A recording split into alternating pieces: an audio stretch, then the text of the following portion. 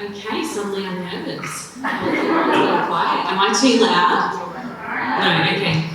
Okay, I am absolutely thrilled to welcome you to our afternoon tea to celebrate International Women's Day for 2021. And I thank you so much for attending to show your support.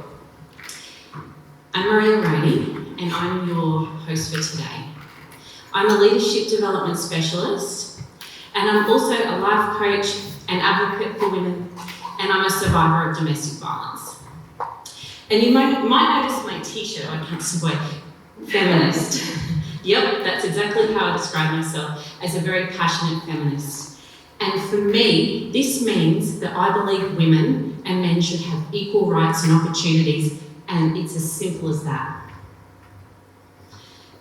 So also just note today that if any themes we discuss bring up anything for you, remember that we've got our EAP, and that's Benestar, or you can contact your HR business partner. Okay, so now I would like to introduce Gaja Jerry Charlton to present our Welcome to Country.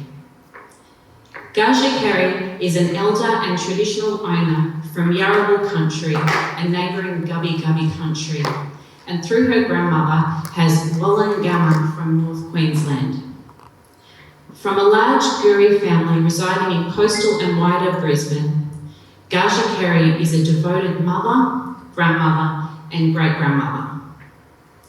Her career spans social, cultural and community development and leadership roles on boards and committees including the State Government Indigenous Languages Policy Working Group, co-chair of the RAP Steering Committee, University of Queensland, State Library of Queensland Indigenous Advisory Group and the Forward Board of Advice. Please welcome Gaja Kerry.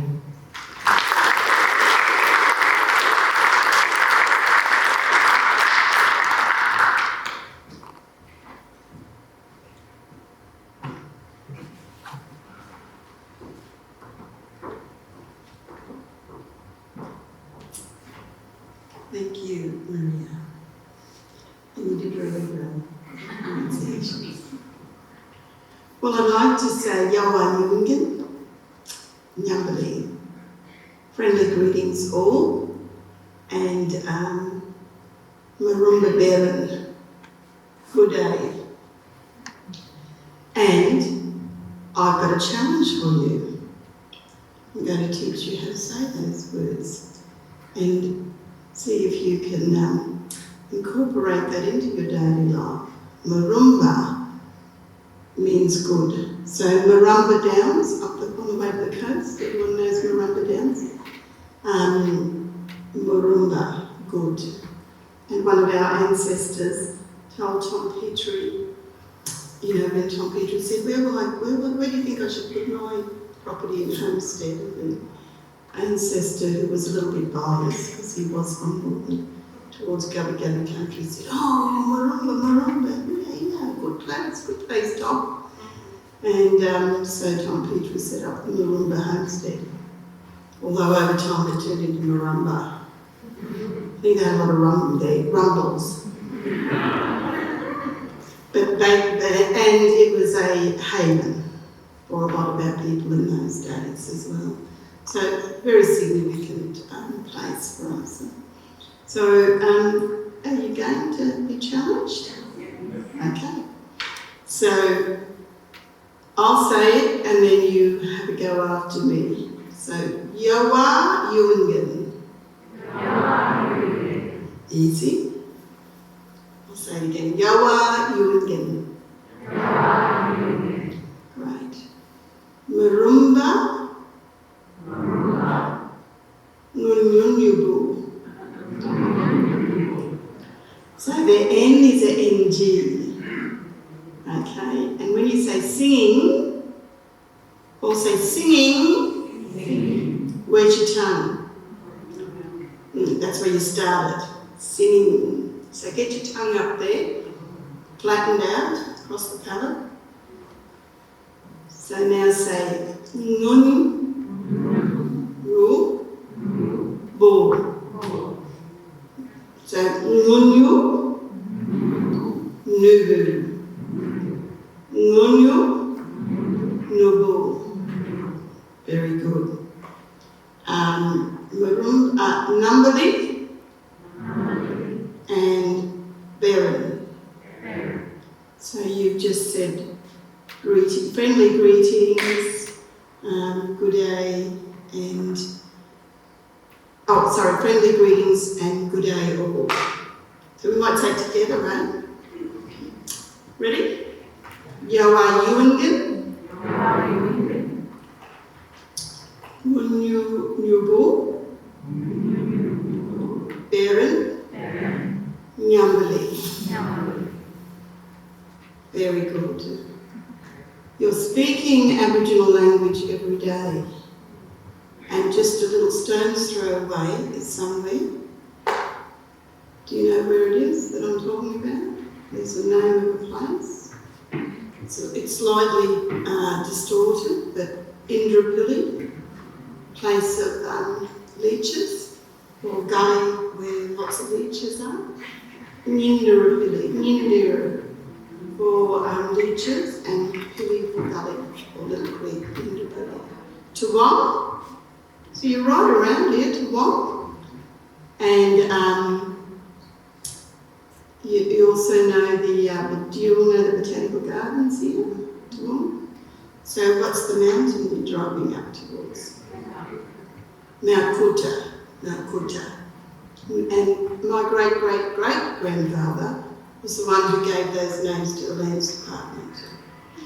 So, we're speaking it every day, but we're not aware of it.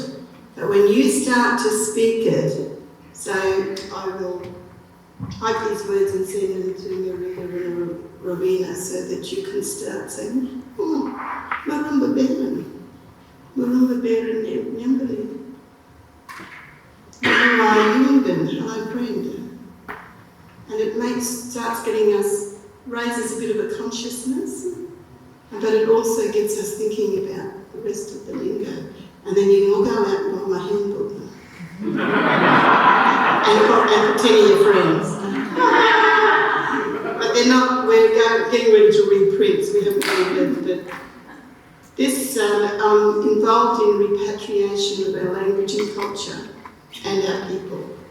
So I work very hard at researching all the old documents for our ancestors and try to help find the connection to the descendants, because the connections have been broken through the past history and all the policies. And so this talk, I'm very proud of it. I've got a few stories in it. We've got 400 words in a couple of different languages and a heap of word surveys. To be ready to print that took us nearly 20 years of work to collect all the lists, to translate my granny's tapes, and to also the language that I speak. Because when my mother was born and small and growing up, they made the decision not to teach them language fluently because of the policies where they could be forcibly removed. We got taught lots and lots of single words, but not the grammars. So that's what we're working on. So I just wanted to sort of introduce that into my Welcome to Country. So I am hoping to sell a lot of books. But mainly I'm here to do the Welcome to Country. And I encourage people just to speak little bits and make those connections. My daughter lives at Wellington Point, and we're always down at Cappella Shopping Centre. Has anybody go that way? Yeah? So Cappella Bar, place of possums. Good place to get a feed of possums old way. So, I think that if you, Goodna, anyone go out to Goodna Way? Yeah? So that's Kudna. I don't know what happened there, but one of the words, it's not a very flattering word. But so I'll say it politely to you later. But, you know, if you just think about it and have a go, and have a go with our languages. So I'd like to also say my people are the Gurunpul tribe, which goes from around Oxley through to the mouth of the river and over to parts of Strathclyde, and we are in the Quandamooka clan.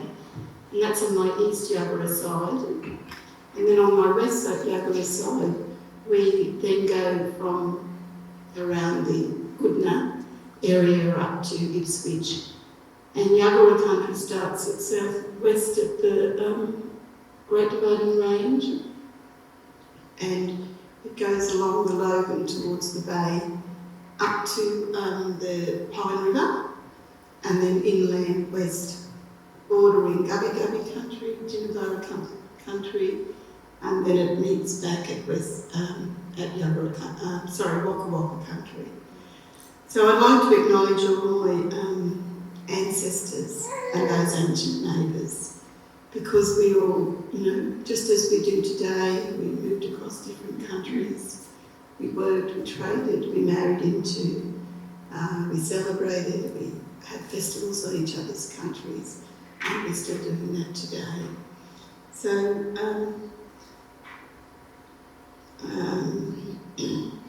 I want to also acknowledge the elders past and present, and any of my Korean countrymen from this country or elsewhere, country women, country people who are here today. I acknowledge you. And even if you don't have your connections or your knowledges, I encourage you to search it, and for the time being borrow little bits of Yagara culture to build up strength with cultural connection and resilience. This is a book that was launched on Monday. I'm a real salesperson. But this is by Judy Watson, a renowned Aboriginal artist, and it's called Women of Brisbane.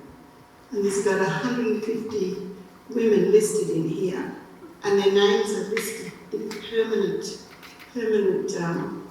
materials, which I have no hope of remembering the name of, but in the cement out at Newstead, and they're non-Indigenous, they're women from all walks of life, and I did a lot of the Aboriginal women's stories because they were some of the ancestors from here.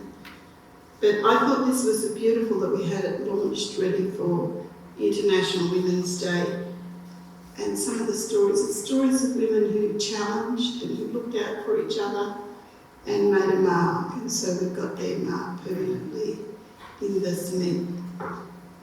So I'd like to finish off, you can buy that at Museum of Brisbane online, but you may have an ancestor who's in it, because I went somewhere the other day showing it, because there was a couple of descendants in the room of some of the women, and it's beautiful, inspiring stories. And who knows, maybe some of you will be the next lot in 25 years' time, 50 years' time, because you had to be deceased to be in the book.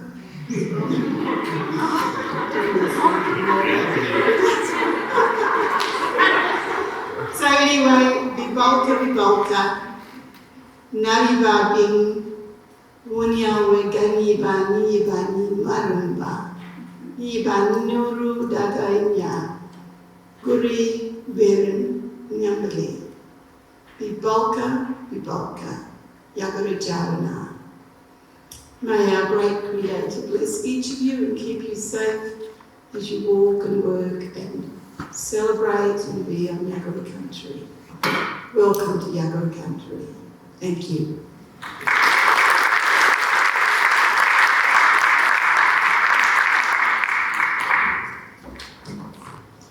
Thank you, Gaja Carey, for blessing our event with your moving welcome to country and just sharing your passion for language. And that's, I think we've all learned something today, and I'm always going to educate myself more, so thank you. And we've got some chocolate. They're my favourites. You're welcome. Thank you so much again. Thank you.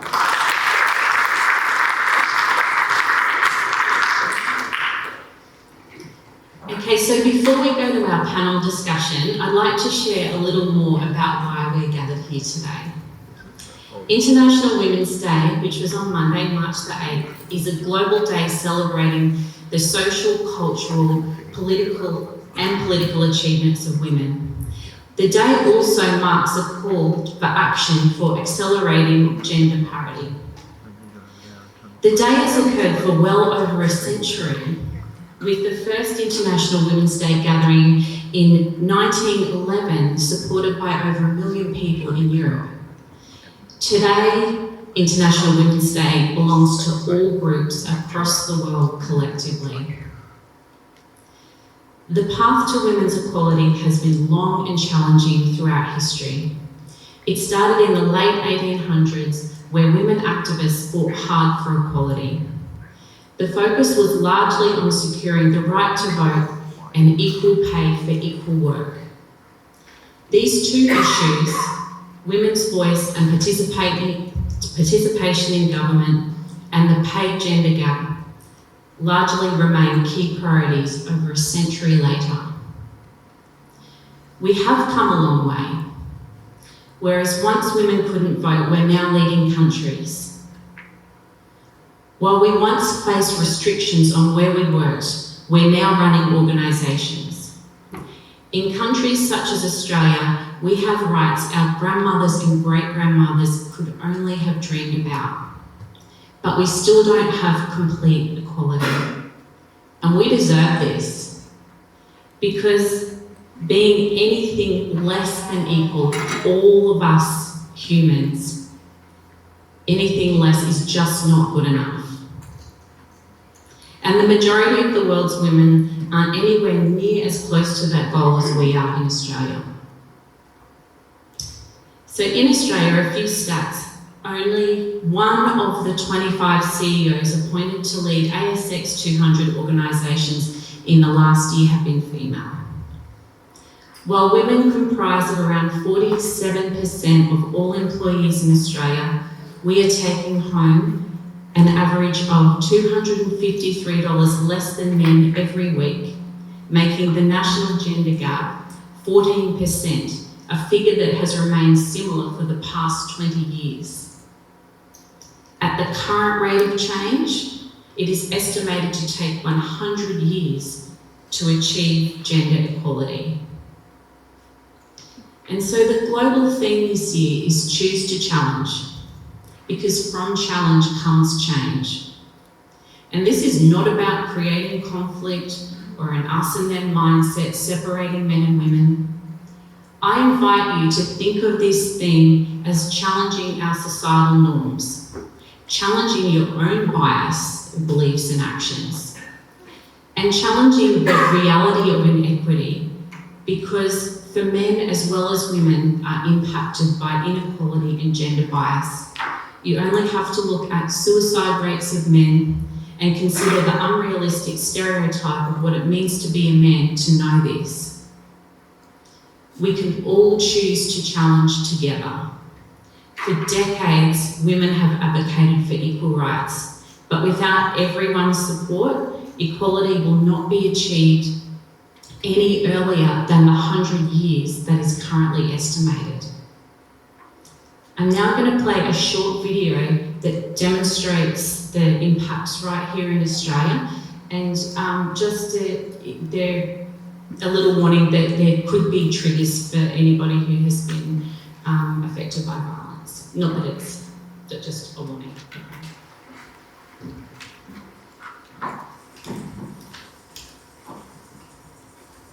Here in Australia, we're pretty easygoing. We don't like to get caught up in things. If something goes wrong, we just say, she'll be right. If we lose a ball over the back fence, she'll be right. Car's carved it in the middle of the bush, she'll be right. She's still being paid 87 cents to the dollar, she'll be right. She can't walk home alone at night for fear of being raped. She'll be right. You see, for a country that's ranked 44th on the Global Gender Gap Index, she's just not that big of a priority. I mean, she's only bossed 18% of the time. She'll be right. She has a 1 in 3 chance of being assaulted. She'll be right. She could even be the one woman a week killed by a man she knew and trusted. But yeah, she'll be right. When will she be right? Dunno. You see, Aussies don't usually talk about women. She will be. Eventually.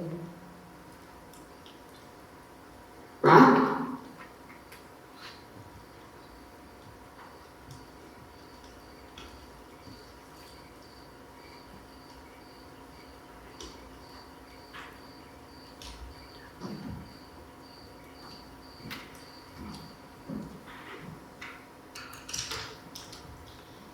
It can be easy to think that everything is okay in Australia, especially in comparison to women overseas. This video really reminds us of our relaxed Australian culture, a resilient culture, and a sometimes dismissive culture with the she'll be right mate attitude. And there is a fallout from this. When we don't have the conversations where we have our biases and beliefs challenged. I suggest the time and sitting and waiting for change is over. I notice that the majority of people in this room today are women, and I'm curious about that because equality is not just a woman's issue. And I suggest it's time to invite our brothers to join us and ensure they feel welcome on this journey, because we need to be the change that we seek. Gender equality will have been achieved when women do not experience violence in their homes, when there is shared paid unpaid care work with men and are represented at the highest levels of business and politics. No country in the world has achieved gender equality, and the pace of change is frustratingly slow. To finish, we remember that on International Women's Day, we recognise that as long as one woman faces discrimination, harassment, inequality or oppression, we all do. Thank you.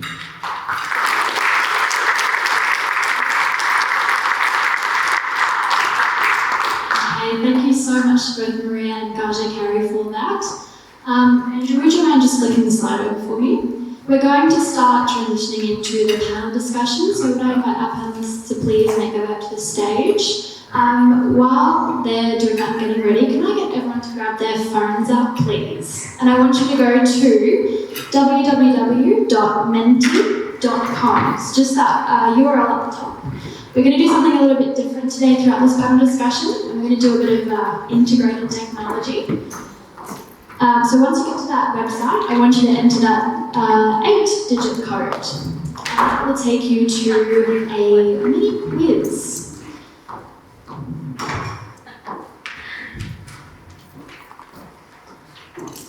If you could all please just put in your names, you get a little icon.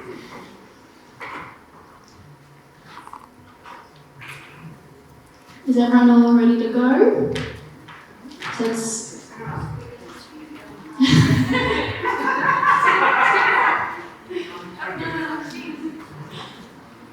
just give that a few more seconds. Andrew, would you mind just hitting enter for me, please? So what's going to happen now is there's going to be a few seconds to read a question. Are we ready? So you're going to get a question and then I want you to answer this. So which country is rated highest for gender equality in the world? So you're answering on your phones. We have Iceland, Norway, and United States.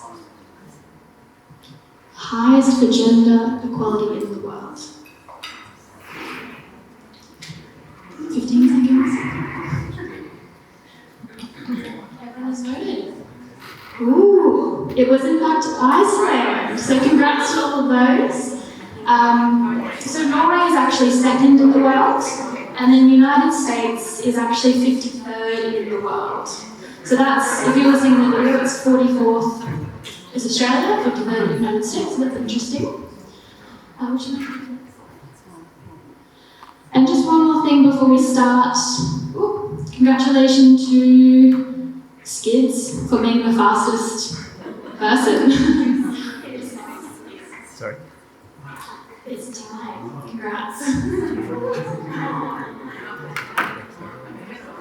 And just quickly before we start, if you could just answer the question on the screen. So what are you hoping to get out of today's panel discussion?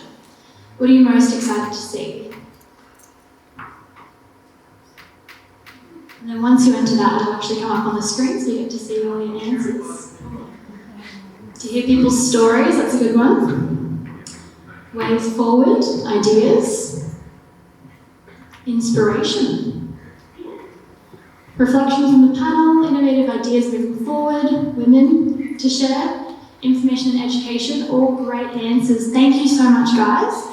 So what's going to happen next is we're going to hand over to our panel and we'll just start to go through a bit of the questions. We have a few prepared already in relation to the themes, which Maria will go through in a sec.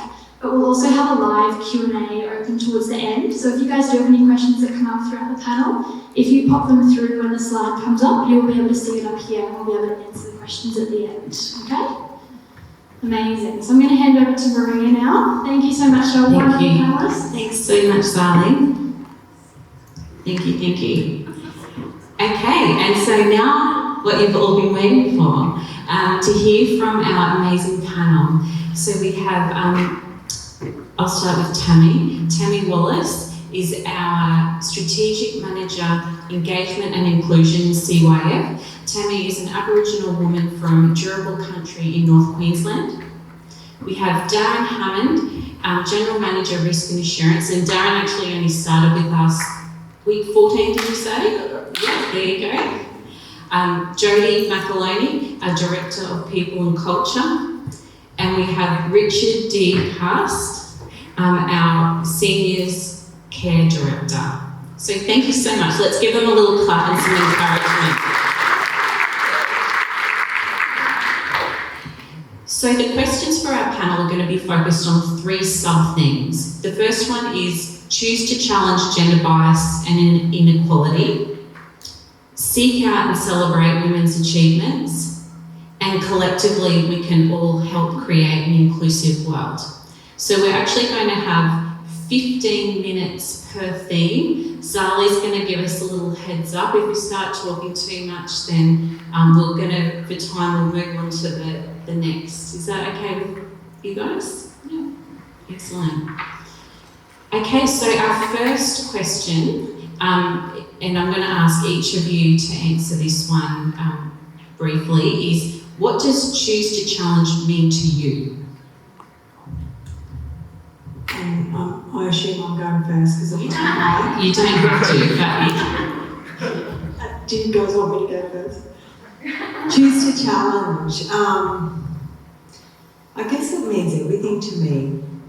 I work in children into families and I work with vulnerable Aboriginal and Torres Strait Islander children and young people and their families, and particularly their mothers as well, and grandmothers and aunties. And I see firsthand, I guess, the significant disadvantage that Aboriginal and Torres Strait Islander women have experienced on an intergenerational basis. But from that, I also get to see the absolute strength and resilience with which Aboriginal and Torres Strait Islander women rise within their community, often great heights and often despite diversity and significant diversity. So choose to challenge for me is really about challenging everything, and that really as a collective it is our collective responsibility to challenge when you see gender inequality either in a workplace, in a home, in a community, wherever we see it, we need to challenge it. I guess for me, it's also about the way that we challenge, and I always think, even in my practice, always think globally but act locally.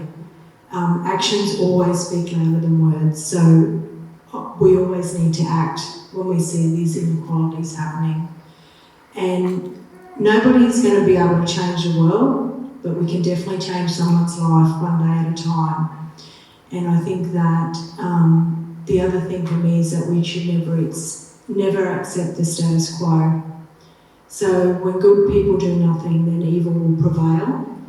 And that, I think, is a take-home for me in this space. Challenge, challenge, challenge.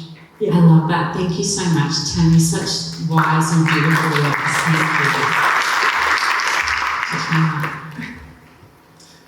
Thank you. Thank you. For me, choose the challenge is probably, first and foremost, it's challenging yourself. I think, and particularly for myself, I guess I'm a privileged middle-aged white man, so it is really important that everybody stops, and when I think about it from my own perspective, that actually stop and challenge yourself. It's fair to say my father is a really blokey bloke, and we don't share a lot of the same views, particularly when it comes to women. I've got two boys, 11 and 14, and I made a very conscious decision a number of years ago that I was going to bring them up with different ideas and different values. And I thought I was doing a really good job of that. And I heard a piece on the radio a couple of years ago, and they were talking about inequality. And they were talking about how deeply rooted it is within society, within our cultural norms. And they gave a really simple example, and they said, the reference when we actually say, oh, look, to a boy, you're throwing like a girl. And that actually really struck me, because I'd used a very similar phrase to one of my boys, probably about a month earlier. And it actually made me think and reflect and think, even though I thought I was betraying equality, it was actually, in actual fact, how deep-rooted it is in relation to our views and our values. I realised that I was actually self-perpetuating that view. And so ever since then, I've been really conscious in relation to the views and the things that I express. So, and sitting down with the boys and having conversations. So for me, when I think about choose the challenge, it starts personally. So first of all, challenging yourself, challenging your own views, biases, and we've all got them. They're as a result of our upbringing and the environment in which we live in. I might just pause there. Yeah, absolutely. That's so true, Darren. Like the language that we use is so important. And thank you for sharing that personal story. Powerful. Yeah, that actually really resonates with me, and all progress is made by unreasonable people. So the status quo is not okay. We have to choose to challenge. That's a quote made famous by George Bernard Shaw, and I'm sure I'm taking a lot of liberties in the literal interpretation of that. But it does take people to challenge and to, especially those nature-nurture values that we're actually raised with. And so what I wanted to say is I also have two boys, two young men, 24 and 23. And I have two young girls, 15 and 14, and choose to challenge is my daily mantra because they challenge me. And that's because they're being educated in a way that I was not educated. They have access to information and new paradigms, new beliefs in a way that I'm only experiencing now. So I have to always remain curious. One thing that I want to share, and it goes along your lines, but it's more of a personal experience, is I spent 8 years in quite a significant domestic violence relationship. And the most significant woman in my life said to me at the beginning of that relationship, "You've made your bed, you have to lie in it." Now, she was just repeating what her significant women said to her in her life. Guess what I'll never say to the girls in my life? So it starts with us. Change actually starts with us, and we have to challenge our thinking and think about what we're actually saying. So how many people have got boys that they're raising? How many people have got young girls that they're raising? This is a challenge to every one of us. What are we telling our children? What are we telling ourselves? Choose the challenge. Thank you, Jodie. That's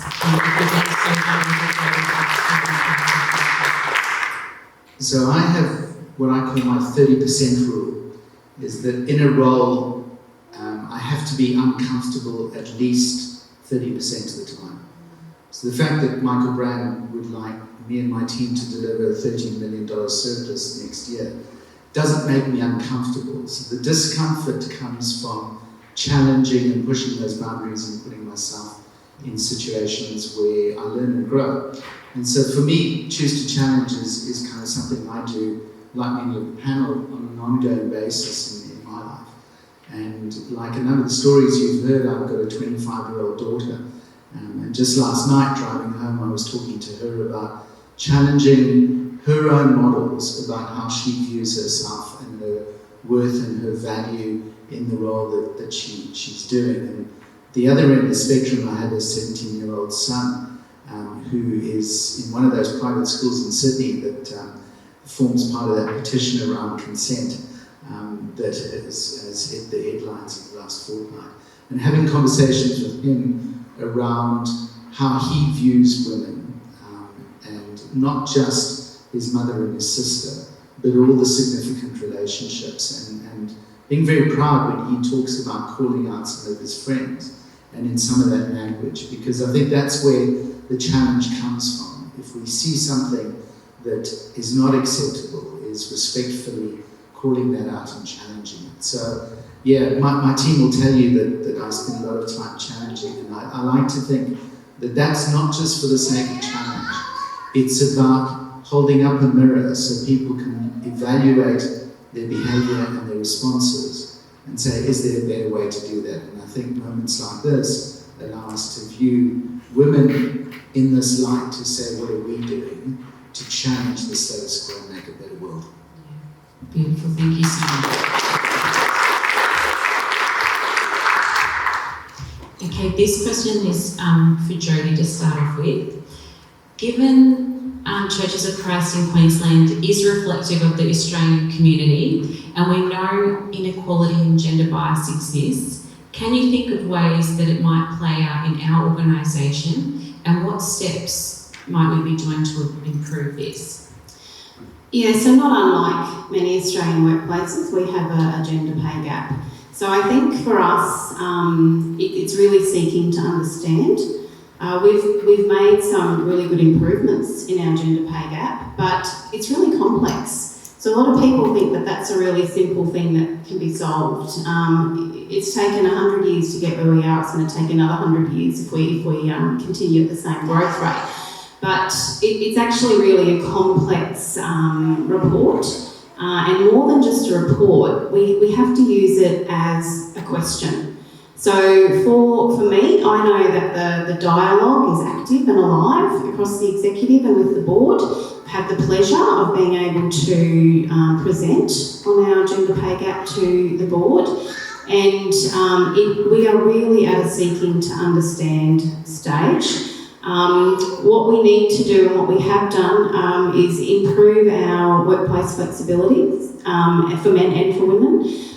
One of the things that I find that I need to do is work with people like Justin, who maps our team member journey. Thank you, Justin. And look at all of those different touch points where we can have bias. Because Darren and Tammy, I think you mentioned bias as well. We actually all have our own bias. And so one of the things that I've talked about the executive with is doing some sessions and learning on unconscious bias. Because where there are those touch points where we have a singular decision maker, there's risk for bias. So one of the things that I'm working with the executive on doing is looking at those touch points and making sure that there's no room for just personal bias. So there's some of the things that we're doing, but I think you're probably going to wind me up, but what I want to say is, for me, it's actually about leadership. So for me, leadership's not a gender. Leadership is a critical thing that we want to invest in, a critical skill set that we want to invest in for the organisation, and that's about leading others, but about leading self. So everyone here has talked about the change within, and leadership starts within. So for me, it's focusing on things like leadership, but also deeply trying to understand the decisions that we make and how they're made. Yeah, thanks, Jodie. And I think it's really good to know that we have got that awareness, because even though if we can't change things overnight around the gender pay gap, awareness and talking about it and being conscious of it, and also being aware of our own biases is. Yeah. Excuse me, great. I was going to come in and just say very, very similar. So it's great to hear new to the organisation and hear Jodie speaking about the work that's being done. But from my perspective, I guess quite new to the organisation, I can see playing out within this organisation exactly what's playing out right the way across society. So when you look at the leadership team, so we've only got 2 women that sit at that leadership team. On the SMG, certainly the numbers are better, but without knowing the stats, I certainly haven't seen them, I'd be pretty confident, given the types of roles that we've got across the organisation. So from a stereotype perspective, we've got a large number of care type giving roles. When we go back to those embedded values as to what do we think are women's roles, what do we think are men's roles, I'd be willing to suspect that we've got a very large proportion of women actually within our workforce. So from my observations, Churches of Christ is just, I guess, living out those biases as seen through our statistics. But for me, what's really important is the very first step is awareness, and that's obviously what part of today is. And the next then is looking at the stats and starting to do something about it. So great to hear.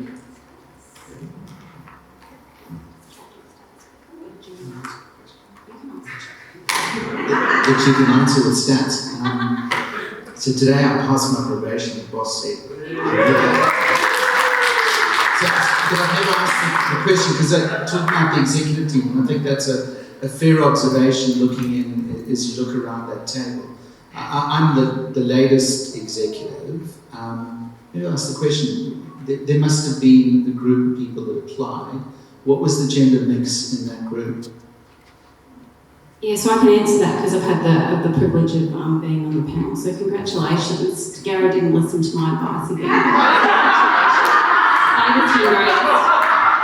So what I can genuinely share is we stacked the deck in terms of the number of female applicants that we put across the panel. We had an independent panellist as well from On Talent to make sure that we were checking our own bias. We had a several stage selection process. We actually interviewed more women than we did men. In fact, Richard was one of 2 men that made it to a shorter list. And I can honestly tell you the CEO was incredibly committed to getting the best person for the job, but really wanted to have a look at the talent out there that were women. So what we have to do though as an executive, and what's really challenging, because I will talk about the stats, but what's really challenging is you still have to make the decision about the right person for the job, and I think Zali's throwing her arms around out there. That's fine. But I just quickly would say we are probably, I think, an 85% female workforce. A few years ago, who's been around for more than 4 or 5 years? A few years ago, we had a completely male executive. In fact, we had 4 male executives, and they were called the COT, and they ruled. And so I actually think we are making progress, and definitely the dialogue is alive, and we do look for women when we're recruiting to senior management roles. But I'll throw it back at you, Darren, because you've done some recruitment yourself. And I know that we've appointed a couple of guys, so what's going on there? Touche. Absolutely, that's actually spot on. And I was very conscious of that. So in relation to the procurement manager role, most of you know David, who started with the organisation very recently. I actually sat down with Rue and just went pale, male, scale. So I'm very conscious people do recruit in their own ilk, and that first and foremost you need pause and challenge. And so as part of that, I sat down, went through. It wasn't just me in relation to the panel, so there was a wide range of panelists. And when I think about it, actually it was probably on the short list there were more females than there were males. But on that occasion, that's exactly what happened. But I wanted to make sure I had the conversation actually just while I've got the mic, another process of another recruitment right now, and it's looking like it may end up as another male. And so I've sat down with the relevant team members and had that same conversation again, so to make sure that they know what was the process that actually went through, what were each of the screening, how many people were involved, but most importantly, so that they know I'm very aware in relation to the potential of that bias, and to share with them the process and my thinking as to how we got there. So yeah, I'm very conscious I have probably a couple of critics that are going to be similar type book. Thank you. Okay, we'll move on to the second theme, which is seek out and celebrate women's achievements. So Tammy, over to you first. What do you think the benefits of seeking out and celebrating women's achievements are? So firstly, I want to say, what haven't women achieved? Because I think that's a more relevant question. Women can achieve anything and everything that any other person can. Secondly, I'd like to say that Aboriginal and Torres Strait Islander women have made some remarkable achievements in this country that has really shaped not only, I guess, our political and social agendas, but also in the sporting field, in the arts field. Professors, doctors, magistrates, nurses, right across the board, Aboriginal and Torres Strait Islander women in Australia have made some amazing and ongoing contributions. I think from the perspective of International Women's Day, what we need to do better is actually to celebrate these women, to acknowledge these women, to acknowledge the amazing achievements they've made, and to hear their voice sitting around a table. For me, it's about, and even that conversation that we were just having around who's around our board or who's around our executive team. Well, you know, I challenge us to have inclusion and diversity included in that executive team. I challenge us to have an Aboriginal and Torres Strait Islander person, female, on that executive team. You know, I think that is the sort of stuff that we need to be just doing as a matter of due course. Not because, you know, we think it's the right thing to do, but because they will bring so much value to this organisation. They will bring so much insight. They have so much lived experience that they can contribute. And then we can celebrate their achievements with them. But the other important thing is we need to give the people we are working with, the people we are engaging with, the people we are trying to reach within our communities, we need to give them a voice at our table. And that's probably the most significant piece of work we should be focusing on. And that includes marginalised women. It includes women who are, you know, doing amazing things. But it also includes the women who are isolated, who are marginalised, and who have no voice at the moment. So I just want to focus on that. But obviously celebrating our achievements, we're not very good at it. Women we often don't even acknowledge our achievements. And we're often very uncomfortable when we've achieved something. Jodie's saying we apologise for them. We need to celebrate each and every achievement we achieve, and we need to also celebrate the achievements of women that we have achieved with the support and the love and the strength of men as well. So achieve all and celebrate all.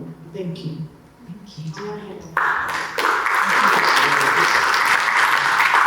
I'll just be quick, and I have the mic down. Just building on that, absolutely, the research and the evidence suggests where you've got diversity, and particularly diversity of that leadership team. There's some really interesting surveys around performance of ASX listed companies where they've got a high proportion of women leaders, and not just the value and the diversity from a gender perspective, but from a cultural perspective as well. So that is really important, and as part of that recruitment process I was talking about, that's one of the reasons I was very conscious about not ending up with that diversity.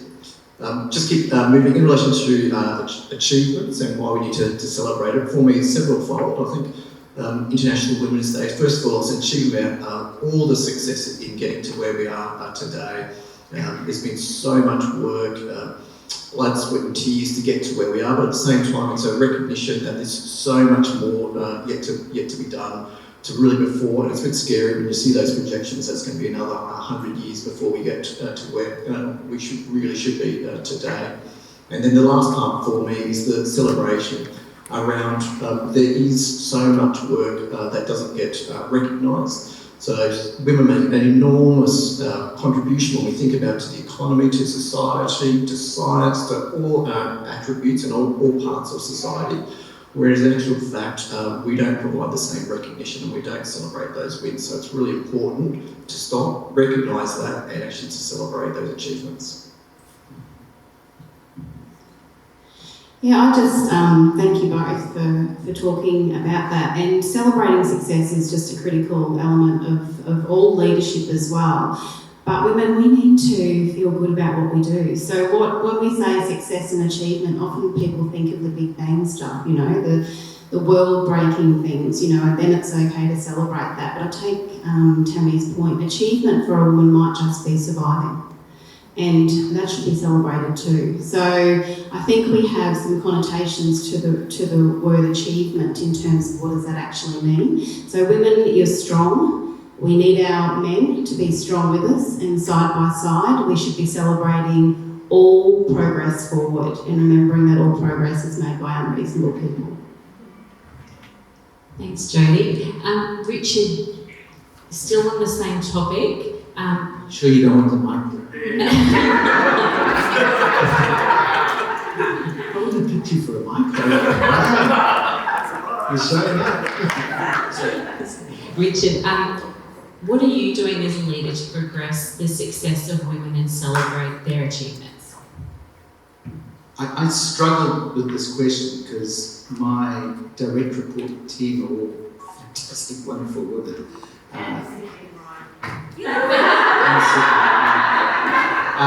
And so you know, I was trying to conceptualise the question because I've worked in industries where that hasn't been the case. So I kind of took myself out of my current realm because, in fact, as I say, my direct report line is all women, and in fact, their direct reports. I have one male regional manager, and everybody in Sue's team, yeah, except James. So, you know, even that next level is largely all women. But I used to work in professional services back in New Zealand, and I was the HR director. And man, they are tough people to work with. Alpha personalities, these are partners of professional services firms.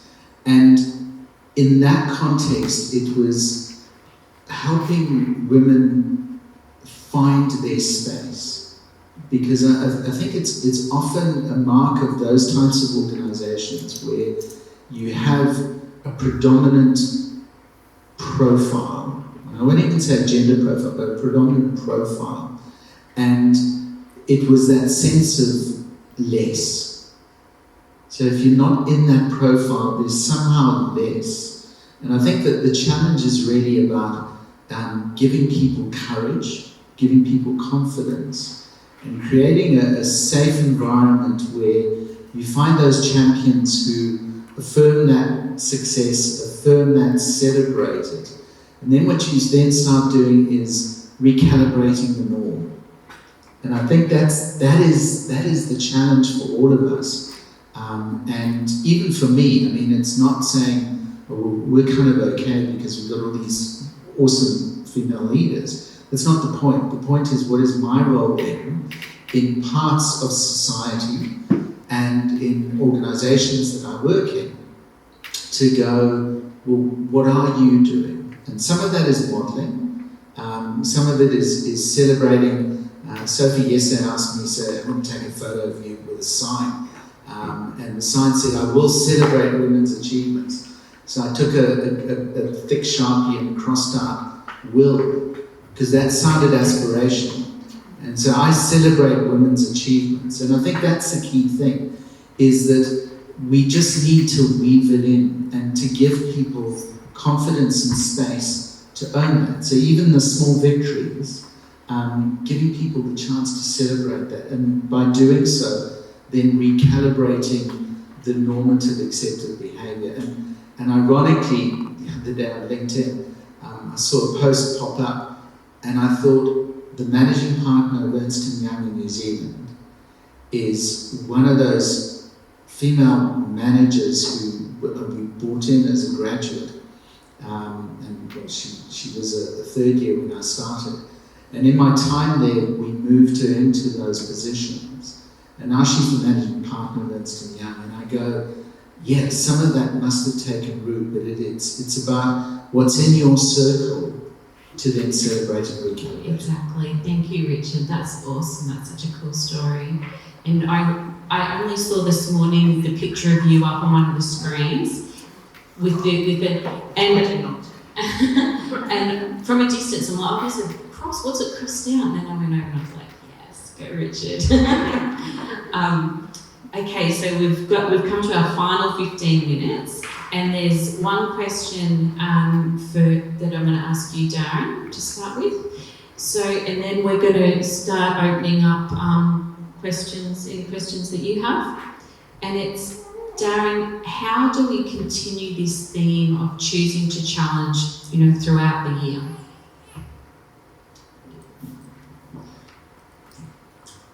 Good question. So, because for me, I think what's really important, and that's the great thing about International Women's Day, is it makes you pause at these types of events where we all get a chance to really think around, from our own perspective, what is it that we're doing, what is it that we could be doing differently.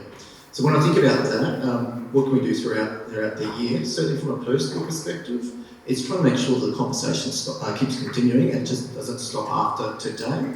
So a lot of, I guess, from not challenging myself, trying to make sure that those same conversations are happening in other areas. And also, what's really important, I think, is that big challenge. So where you see it, call it out.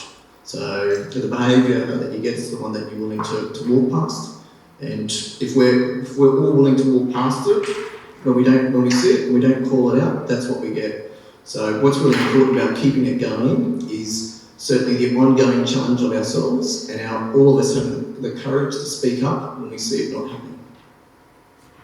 Cool. And I'll just challenge everyone to get involved. So I wanted to call out Renee, and I'm blinded by this light, so I don't know where you are or where you've gone. But she came to me yesterday with a great idea around, I think what started up as a bit of a book club and with the theme of understanding inclusion.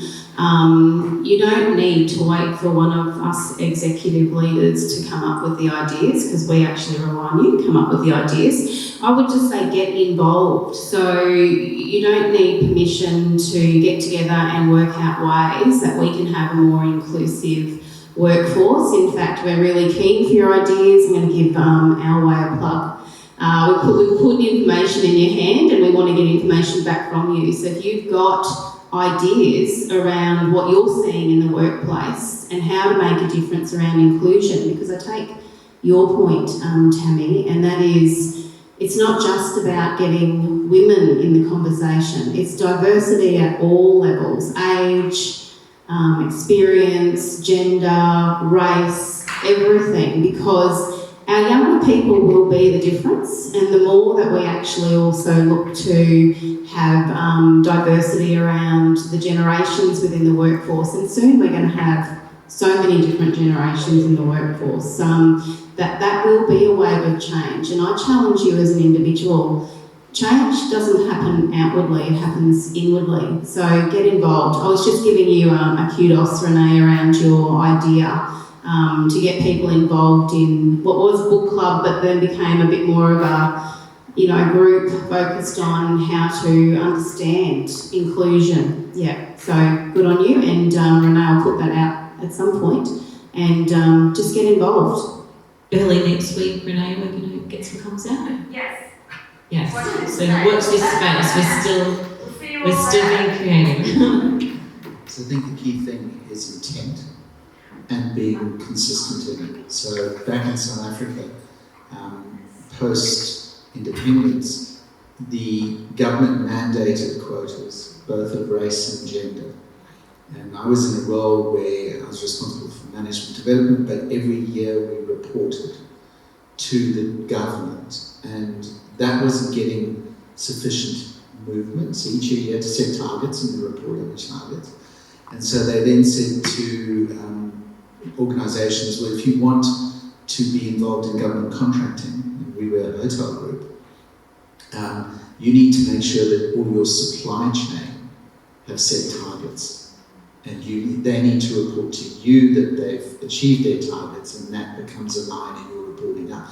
So and what you then had was rapid change because people were being forced to do that. And so that's always stuck with me, is that in measures where you want to get rid of inequality, you really need to have intent and set up mechanisms to achieve that and hold people accountable. Yeah, absolutely, Richard. Thank you. Okay, so we're going to go to our first open questions from the audience. So the first question is, what does feminism mean to you? Who would like to answer that? Well, this is terrible. I'm just going to lose the room in one fast read. I've never thought about feminism. Shock horror. My sister's the firstborn child, and my mum miscarried 9 times before I came along. And so I'm kind of really lucky to be here. And I'm only here as a vet, but that's a separate story. But I think what that did was that my parents always said to my sister and I, you're the king's kid, so people of faith, you're the king's kid, and you can do anything. So the context that I grew up in was that there was no, as the lucky kid who was lucky to be there, and the boy, I didn't get free kicks, probably did actually, but it wasn't a deliberate thing, but it was, for both of us, it was, you can do anything. And I guess I've always carried that mindset, so I've never stopped and considered feminism, because I haven't seen it as an issue. So that maybe I need to be educated, but for me, feminism is about that moment where that's not needed. Yeah. And I guess that's what it means to me, is that moment where it's immaterial. Yes. Because we've made those achievements. That's right, and thank you for your honesty and sharing, Richard, because, as I talked about before, it's been women, for a couple of, for the last couple of 100 years fighting for equality, and that's why it's then called feminism, because women have had to fight for rights, but men have never had to, as opposed to being called, if I call myself an equalist or something, that's specifically why it's called feminism. So, so it's not, I really do appreciate honesty, because if it's not, it's not in front of you or you're not aware of it, then no, it can easily be missed. I actually think you've got a lovely idea of feminism. I don't know that that's everyone's idea. So what I would actually say around that is I think that it's a loaded term, unfortunately, and that's never been the intent from the suffragettes who actually started agitating for change. So I'm sad sometimes that it has the rap that it has. Because I would just like that we're all humanists, because, behaviour, attitude, good, doing the right thing doesn't belong to a gender. It belongs to all of us, and we all have a lot more in common than what we do in difference.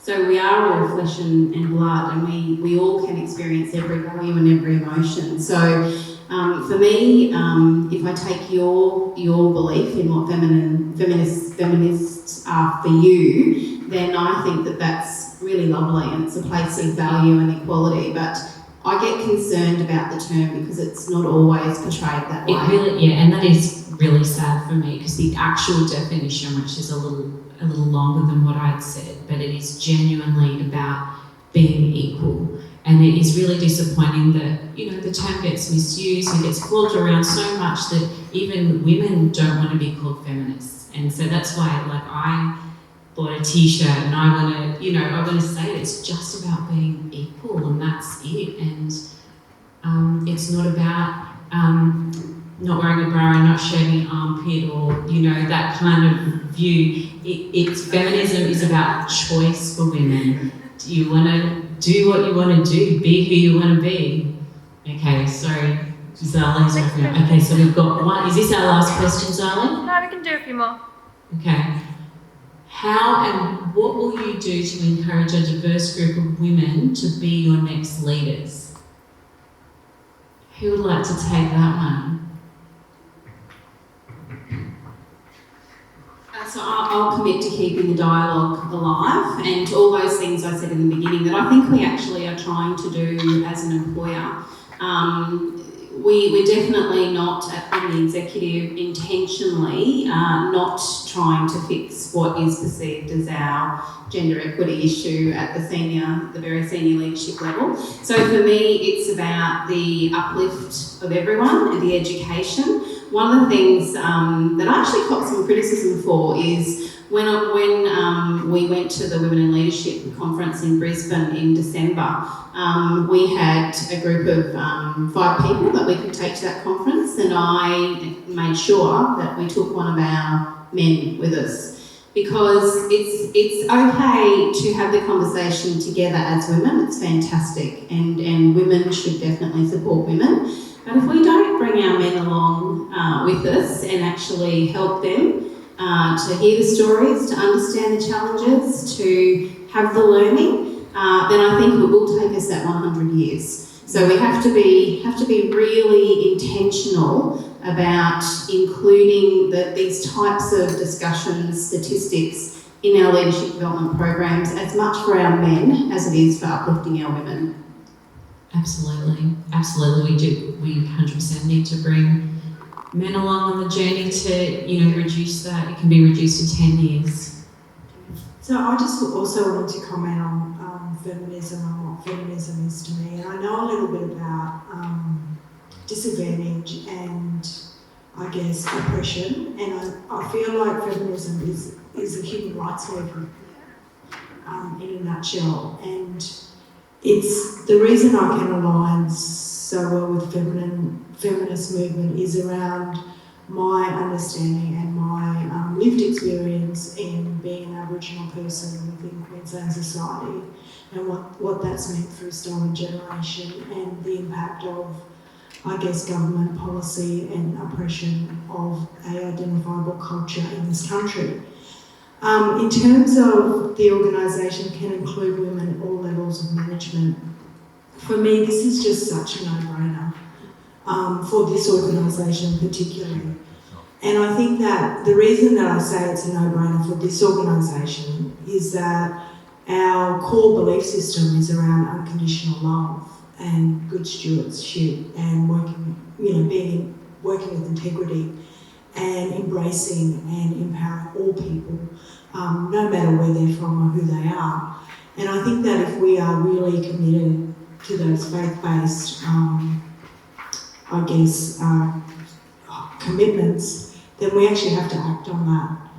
And we have to make sure people of all nationalities, people of all persuasions, people of all, levels of disadvantage or oppression and or heights have access to our services and have access to our organisation and are represented on our organisation. Because without having that level of representation at this part of our organisation and in our executive, how are we going to reach the most marginalised people? How are we going to bring the light of Christ into communities if we don't have representation on our board, if we don't have representation in our executive team? And I think that is probably the most fundamental change that needs to happen to really strengthen our ability to reach all people. Well said, Tony. Thank you. Okay, One more question. Last one. The largest portion of our workforce is women. They are also the lowest paid, with limited room for succession planning. What can we do as an organisation to change this? Good question. Sorry, I need to leave after this. Because, otherwise, well, next Friday I'm homeless because I don't have a place to live, so I've got to go and look at some places. So I would suggest, and I took the mic because 10 days ago, the seniors care team and the leadership team spent 2.5 hours together, and we went through every single person who had a leadership position in our network, as well as aspirational and up-and-coming people. And now we understand for that group what their succession plans are, what their career pathing is, what their aspirations are. And I think I took that as something, I mean, we're going to do it every 6 months to make sure that that's fresh. But I just kind of took it as a given. And when I talked to people in the organisation about that, it was, oh, wow, that's so radical and game-changing. No. It's all about understanding people and what their aspirations are. So I would dispute that there isn't limited room for succession planning. I think if you want to be a lawyer in our organisation, there are only 2 designated roles that if you want to be a lawyer. Yeah? I think there are many other portions and roles where there's plenty of opportunity. And what we need to do, and hopefully within seniors care by doing what we do, we're contributing to the conversation and therefore contributing to getting more structured pathways for people, and therefore the opportunity then opens up consequently. Absolutely, and I can agree more. I guess I'll just quickly comment about, in terms of the leadership development, that will have specific career pathways, and that will hopefully, address these questions, because people will be able to see, what a career pathway might look like for them. Thank you so much, Richard. We actually have chocolates for you too. And we have lovely accommodation on the site if you're homeless. Thank you Very cheap. Thank you. So I would say that I do agree with Richard, and kudos to you guys in Seniors Living for kicking off the succession planning. Fantastic work. I think we have bucket loads of opportunity succession-wise, and I'm just looking at the lovely Amy down the back with her beautiful little one. I think what we can continue to do, and I think that we actually do quite well, is make room for mothers returning to the workforce to maintain our flexible workplaces as much as we can, and we can all champion that. Many of our leaders in the organisation are women, so women, if we're not doing it, we need to ask ourselves why as well. And look, and I do get that there are some roles in the organisation, like if you need a law degree, that's probably going to be a little bit tricky to have an all-female contingent in that space. But I would actually say, I don't actually think really there's genuinely a role in the organisation that can only be performed by a male. And I'm thinking about one of our recent recruits to our property group of a young lady who's actually working with Alex. And if you actually read the position description, you could be forgiven to thinking that's aimed at a young bloke who's going to be able to do some lifting and some maintenance. But we employed a young woman and she's doing a cracking job, and now Zali's dancing again at the back, so I'll move on. One more response and then we'll wrap up. Thanks, guys. One more response, did you say? One each, yeah. If you want. Did you want to say something, Darren? Maybe there was a question up before, so we flicked through just in relation to recruitment and how do we try and make sure that we avoid that recruitment bias. And it is really hard. So the very first part, because it starts with the ad. So I'm sure you've all heard, and I do believe it's actually based on research, that women will only apply for an ad if they meet all of the criteria, whereas men will apply if they meet 6 out of the 10 criteria. So, sorry? All one. Whereas it really starts, we can write the ads, exactly the example that Jackie just gave around that role description. somebody could have read that and just went, okay, that's Royal Mail. Whereas we can turn our mind, first of all, starting very big in that recruitment process and thinking about the way in which we express those ads. So it starts there. Then it starts in relation to the questions. So we can inadvertently impose our bias by the questions that we ask. Sometimes in relation to reviewing CVs where people have got gaps, and it may be as a result of them taking time out to have children. So it's keeping an open mind and really looking for not necessarily just experience, but these key behavioural elements which are really important with every single role.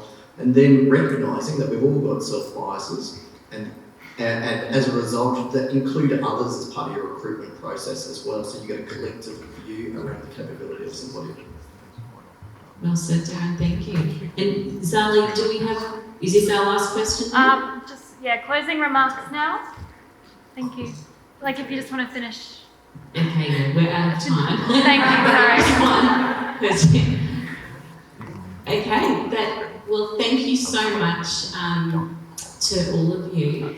Can we all agree that we've really had we've heard some vulnerability, and we've heard some sharing, and we've also had, a way forward and some acknowledgement of where we're at. So I thank you so much, Jodie, Darren, and Tammy. We have chocolates for you as well. Good. So can we give them a round of applause, please?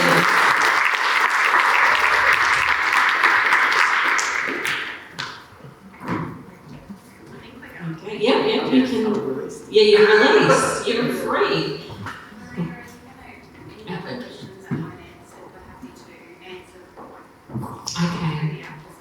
Okay. So if anyone has any questions that weren't answered, email them to me, and or through the app, and we'll make sure they're answered. So.